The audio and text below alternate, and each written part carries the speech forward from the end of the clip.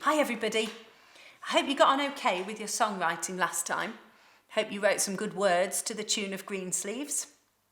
We have learnt so much this term, and I bet you have in all your other subjects as well.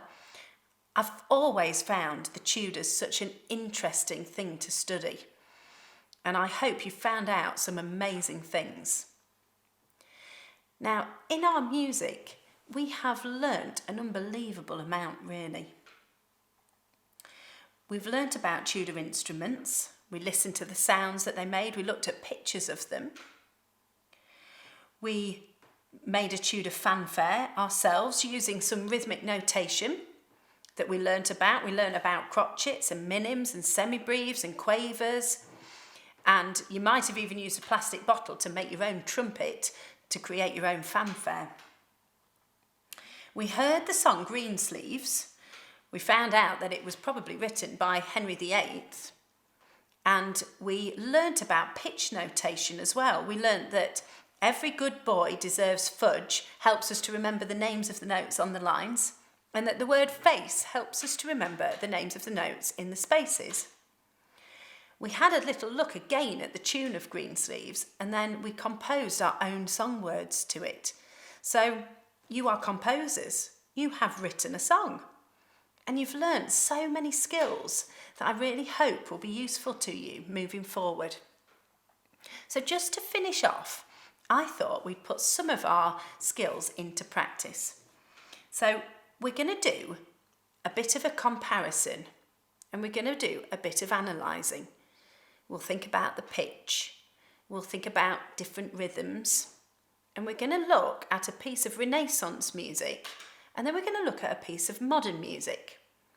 Now, both pieces of music are just voices.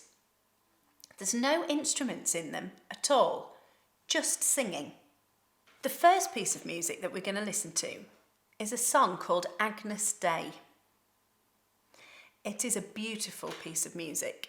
It's exactly the kind of piece of music that would be sung in churches in the Tudor times, maybe at a special occasion like a wedding or a coronation or something.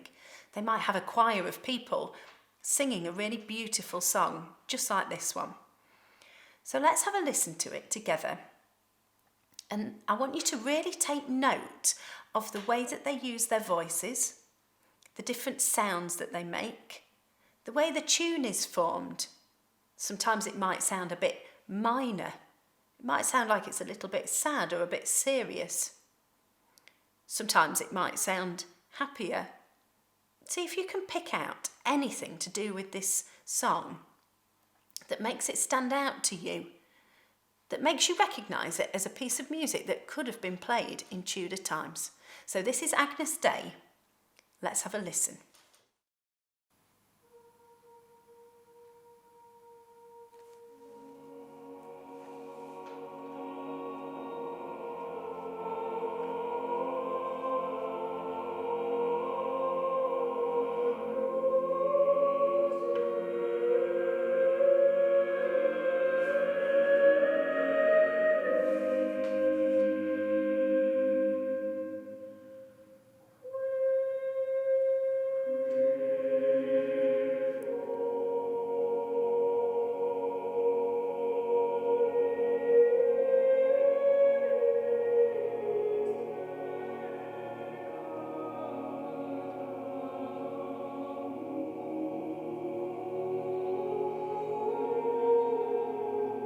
I can hear that they're not singing in English.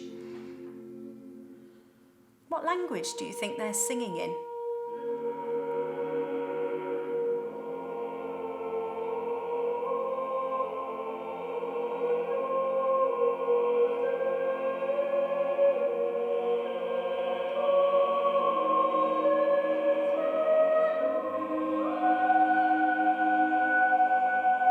There's a very high voice in there.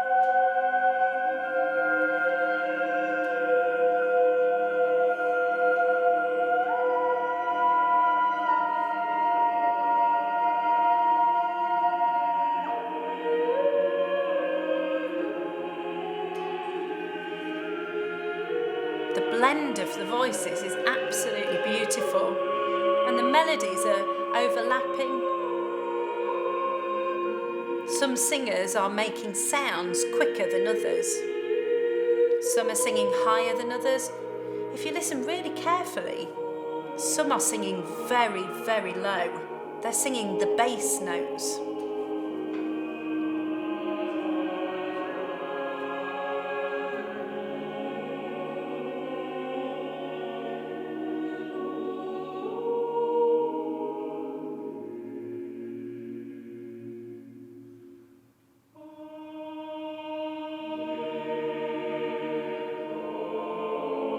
There's something really relaxing about this piece of music.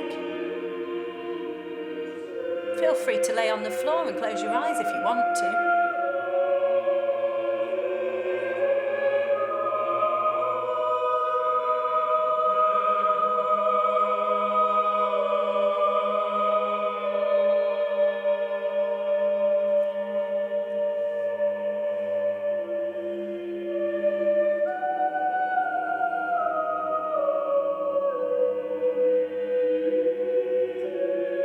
There's no rhythm in this song. There's no other instruments being played. There's no percussion. It's all very smooth.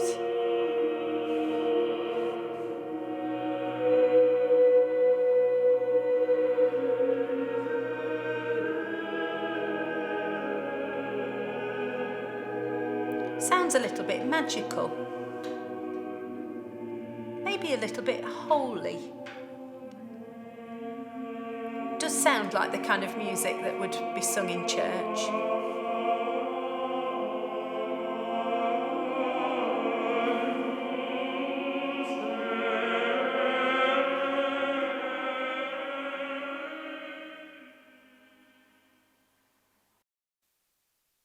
What did you think? I really liked that piece of music. There's something so calm and relaxing about it. But sometimes if you close your eyes when you're listening to music like that, you can imagine a scene. You could almost imagine King Henry VIII being crowned king at his coronation while a beautiful choir sing that song. In Tudor times, someone would be coronated before God. They felt it was something that was really important to do in the presence of God, and they felt that the king was ordained by God to do a job. So it would have been important to them to have people singing about religion or about God. The next piece of music that we're going to listen to is a much more modern piece of music.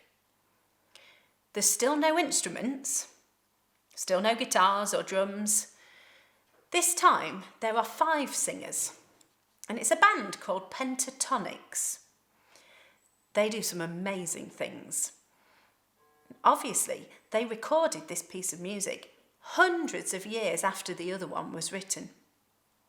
The last piece of music was recorded probably not all that long ago, but it was written in Tudor times, and it has been passed down over the years. Whereas this one is a song that somebody did a few years ago, and they decided just to put together a vocal arrangement. That means that they've just used their voices to sing this song. So let's have a listen to this. Think about some of those questions again. How does it make you feel? What's it like compared to the other one? What are they doing with their voices? Are there high notes? Are there low notes? Does it sound like a sad song? Does it sound like a happy song? Is it upbeat? Is it uplifting? Let's see. See what you think.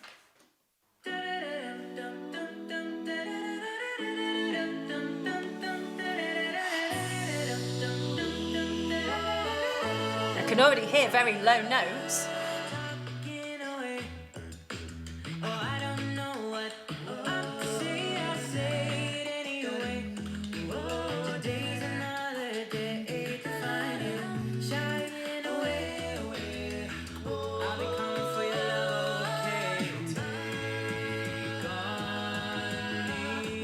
Can you hear the rhythm? It's not a drum though, it's not a drum kit, it's somebody using their voice. It's beatboxing.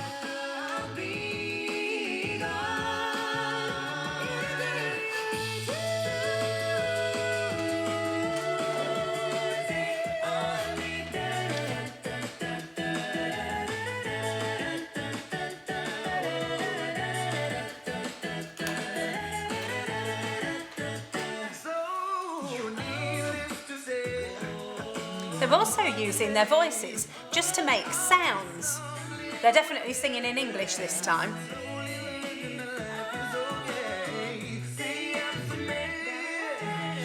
They're using harmonies just like the other singers did. It's much more upbeat though, isn't it?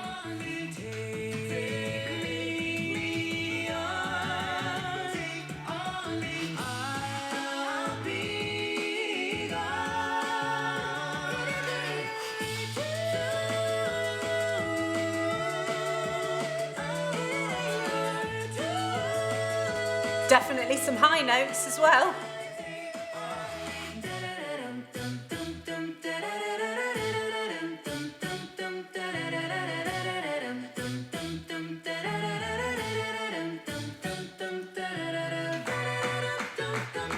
They're not actually singing words now, are they? They're just using their voices.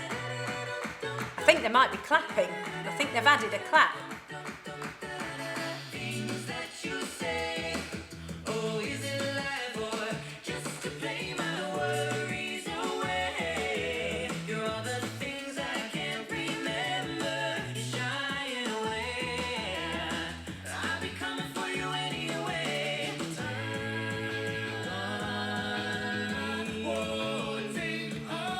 Sounds like they've actually got a drummer, but they haven't.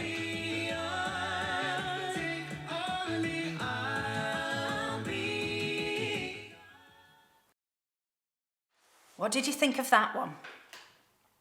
I really love that. I think it's quite amazing to be able to use your voice like that. But then I thought that about Agnes Day as well. Such a different way of singing. Both are really clever. Both are using harmonies. Both have really high notes in them. Both have really low notes in them. The Renaissance music didn't have beatboxers, did it? I think that is so clever to be able to use your voice to make percussion sounds. Pentatonics do some quite clever things with their vocal cords and their voices. It was much more upbeat, wasn't it, that last song? I don't think I'd want to lay down and close my eyes to listen to that one. It wouldn't be very relaxing, but it might make me want to dance. I think that comparing songs is a really clever skill to have. Analysing them, listening to the different parts. If you listen really carefully to any piece of music, you can pick out so many different things. You can pick out fast bits, slow bits, loud bits, soft bits, high bits, low bits. You can pick out different instruments, guitars, drums, bass guitars, violins, flutes. So many instruments. The reason I chose those two, though, was just to show you that actually they were all done with voices.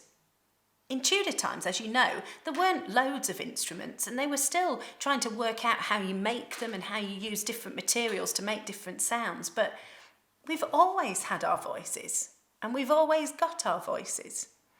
Do some experimenting. See what you can do with your voice. Have a listen again. See if you can make those beautiful, calm sounds with your voice. See if you can beatbox. If you can beatbox, will you let me know? I'd love to hear it.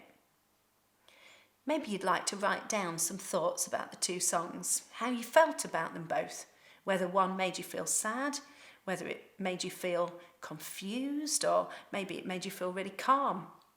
Maybe one made you feel really upbeat and really positive. Maybe it made you want to dance.